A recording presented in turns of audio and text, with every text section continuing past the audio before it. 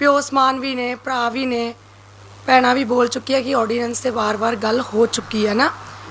तो अज मैनू इस गल ते बहुत खुशी भी हो रही है कि होर भी मावां ने आपदे घरों धीआं नूं बाहर कढ़िया आ और बहुत लंबे समय तो मावां भैणां धीआं बाहर निकल रही ने। कल्ला ये नहीं है कि असीं दूसरे दियां धीआं नूं देख के खुश होइए ते आपां कहिए कि बच्चियां आ रही ने। आप दियां धीआं नूं, आपदे पुत्तां नूं, जिद्दां हुण घुग्गी जी आपदे बेटे नूं लैके आए, अपने भी सारे लैके आओ। ये एक इकट्ठ जिहड़ा किसानी संघर्ष जां मजदूरी ही नहीं है, सारे वर्ग दे लई आ। ते जिहड़ियां चीज़ां असीं कहने आ भी ऑर्डीनेंस जिहड़ा आ सिर्फ वो रद्द करवाना ही साडा मकसद नहीं आ। आप दा पंजाब होर भी जिहड़े स्टेटां ने उन्हां नूं बचाना, ये नहीं है कि साडे ते थोपिया जावे। मैं एक छोटी जी उदाहरण दे दिंदी आ। मैं किसी भी धरने ते जाके आप दे उस मैटर की गल नहीं की सी, उस मुद्दे की नहीं की सी। मैं 4 साल तो केंद्र सरकार का बहुत धक्का सहा। मैनू एक आम जी कुड़ी नूं मेरे ते ओ जुलम किते ने, जे मैं कल्ली 200-400 बंदे दियां ओ गल्लां सुन के प्रशासन दे ओ तशद्दद झल्ली जो 84 दे विच देखी जाती सी। जे मैं फिर हाँ मैं डोलदी हाँ जो चीज़ां कहीआं गईआं आ घुग्गी वीर जी वालों भी जो बंदा एक तरह का डिग के उठदा आ वो साडी हार नहीं आ, वो वड्डी बहुत वड्डी जित आ। जो मेरे ते तशद्दद हुंदी मैं भी किते ना किते डोलदी हाँ। हज़ारां बंदियां दे विच मैनू कल्ली नूं कल्ला पंजाब च ही नहीं होर स्टेटां च भी मैनू बदनाम किया जाता सी, पर फिर भी मैं खड़ी हाँ। इत्थे तो पूरा पंजाब उठ के खड़ा आ, होर स्टेटां भी खड़ियां ने। अज जे मोदी नूं ये चीज़ लगदी आ भी भाई वो ऑर्डीनेंस जिहड़े रद्द नहीं करूगा, साडे हक सानू नहीं दऊगा, कल नूं सरकारां होर भी आनियां ने। किन्ना समा ये लोग साडे ते राज करदे ने। जे मुगल भी इत्थों चले गए ने ते रहने ये भी ने, पर अज जिहड़ा साडा पंजाब आ, छोटे छोटे बच्चे उठ के खड़े हो गए ने, उन्हां दी बहुत वड्डी हार आ। हार सिर्फ ये नहीं हुंदा कि कागजी तरीके नाल किते लिआंदी जावे। ये बच्चियां अज आ रही ने, ये गल कर रही ने और घर घर इदां दियां बच्चियां पैदा होण। वो आपां सिर्फ ये बच्चियां नहीं देख के कहना, आप दियां बच्चियां नूं भी लैके आना करना।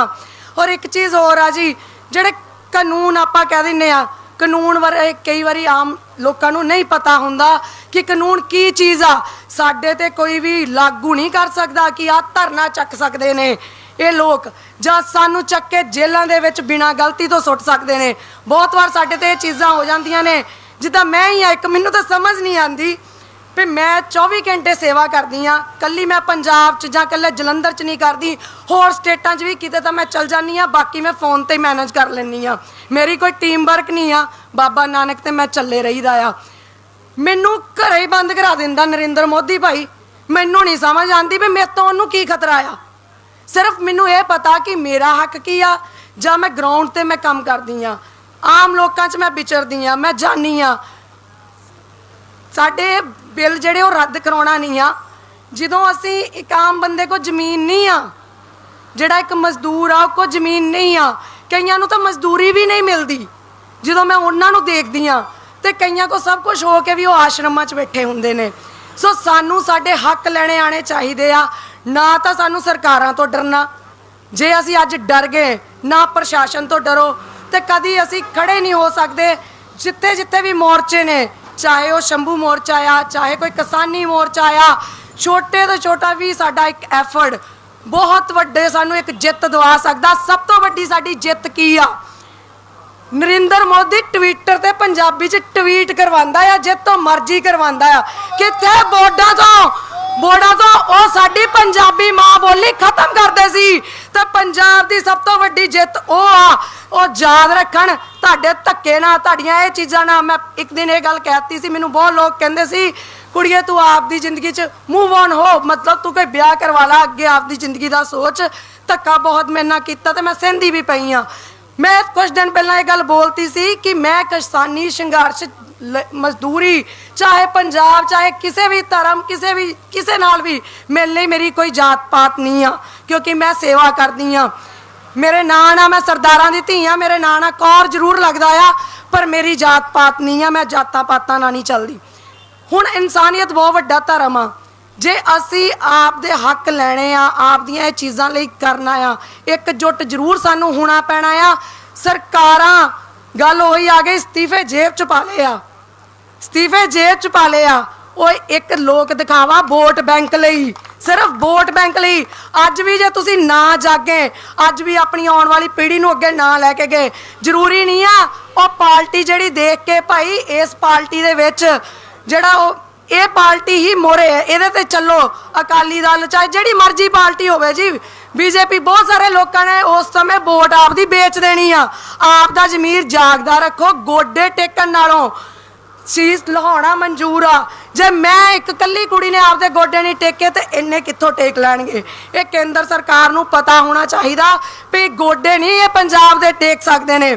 ਤੇ ਤੁਸੀਂ ਇਹ ਗੱਲ, ਮੇਰੀ ਸਾਰਿਆਂ ਨੂੰ ਦੋ ਹੱਥ ਜੋੜ ਕੇ ਬੇਨਤੀ ਆ, ਜੇ ਇਹ ਸਰਕਾਰਾਂ ਸਾਡੀਆਂ ਨਹੀਂ ਮੰਨਦੀਆਂ, ਨਹੀਂ ਸਾਡੇ ਤੇ ਅਤਿਆਚਾਰ ਕਰਦੀਆਂ ਰਹਿੰਦੀਆਂ, ਅੱਗੇ ਜੇ ਆਪਦੇ ਝੰਡੇ ਚੱਕ ਕੇ ਤੁਰਦੀਆਂ ਨੇ ਨਾ, ਵੀ ਸਾਡੇ ਹਿੱਤ ਲਈ ਨਹੀਂ ਚੱਲਦੀਆਂ, ਸਿਰਫ ਆਪਦੀ ਵੋਟ ਬੈਂਕ ਲਈ ਚੱਲਦੀਆਂ, ਭਾਈ ਆਜ਼ਾਦ ਖੜੇ ਹੋ ਜਾਓ, ਕਮ ਸੇ ਕਮ ਹੋਰ ਕੁਛ ਨਹੀਂ ਤਾਂ ਤੁਹਾਡੀਆਂ ਵੋਟਾਂ ਤਾਂ ਉਹਨਾਂ ਦੀਆਂ ਟੁੱਟਣਗੀਆਂ ਹੀ।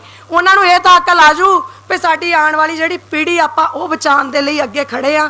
ਸੋ ਆਪਦੇ ਹੱਕਾਂ ਲਈ ਲੜਿਆ ਕਰੋ, ਕਦੀ ਘਬਰਾਇਓ ਨਾ। ਮੈਂ ਇੱਕ ਗੱਲ ਜਿਹੜੀ ਕਹੀ ਸੀ, ਮੈਂ ਹਰ ਸੰਘਰਸ਼ ਨਾਲ ਸਭ ਤੋਂ ਅੱਗੇ ਆ, ਚਾਹੇ ਮੇਰੇ ਪਿਓ ਹੁਣ ਜੇਲ੍ਹ ਜਾਣਾ ਪਵੇ ਮੈਂ ਜਾਵਾਂਗੀ। ਇਦਾਂ ਦੀਆਂ ਗੰਦੀਆਂ ਸਰਕਾਰਾਂ ਤੋਂ ਨਾ ਡਰਨਾ ਤੇ ਨਾ ਮੈਂ ਡਰਦੀ ਆ। ਤੇ ਬਾਕੀ ਵੀ ਸਭ ਨੂੰ ਇਹੀ ਬੇਨਤੀ ਕਰਦੀ, ਆਪਦੀਆਂ ਧੀਆਂ ਨੂੰ, ਆਪਦੇ ਪੁੱਤਾਂ ਨੂੰ, ਬੱਚਿਆਂ ਨੂੰ ਅੱਗੇ ਲਿਆਓ। ਇਹ ਜ਼ਾਲਮ ਸਰਕਾਰਾਂ 70 ਸਾਲਾਂ ਤੋਂ ਜੇ ਰਾਜ ਕਰਦੀਆਂ, ਸਿਰਫ ਸਾਡੇ ਤੇ ਇਹ ਸਾਨੂੰ ਗੁਲਾਮ ਬਣਾ ਰਹੀਆਂ। ਜੇ ਅਸੀਂ ਗੋਰਿਆਂ ਦੀ ਗੁਲਾਮੀ ਨਹੀਂ ਝੱਲੀ ਤੇ ਝੱਲਣੀ ਹੁਣ ਇਹ ਸਰਕਾਰ ਦੀ ਵੀ ਨਹੀਂ ਆ। ਸੋ ਬਹੁਤ ਸਮਾਂ ਹੋ ਗਿਆ, ਸਾਰੇ ਬਹੁਤ ਸਮੇਂ ਤੋਂ ਬੈਠੇ ਹੋਏ ਸੀ। ਮੈਂ ਸਾਰਿਆਂ ਕੋ ਦੋ ਹੱਥ ਜੋੜ ਕੇ ਮਾਫੀ ਮੰਗਦੀ ਆ। ਜੇ ਕੁਛ ਮੇਰੇ ਕੋਲ ਮੇਰੀ ਕੋਈ ਗੱਲ ਕਿਸੇ ਨੂੰ ਨਾ ਚੰਗੀ ਲੱਗੀ ਹੋਵੇ ਤੇ ਮੈਂ ਮਾਫੀ ਚਾਹੁੰਦੀ ਆ। ਸੋ ਬੜੇ ਦਿਨਾਂ ਤੋਂ ਮੈਂ ਬੜੀ ਤਸ਼ੱਦਦ ਵੀ ਚੱਲ ਰਹੀ ਹਾਂ, ਇਸ ਲਈ ਹੋ ਸਕਦਾ ਕੁਝ ਚੀਜ਼ਾਂ ਮੇਰੇ ਕੋ ਇੱਧਰ ਉੱਧਰ ਵੀ ਹੋ ਗਈਆਂ। ਹੁਣ ਵਾਹਿਗੁਰੂ ਜੀ ਕਾ ਖਾਲਸਾ, ਵਾਹਿਗੁਰੂ ਜੀ ਕੀ ਫਤਿਹ।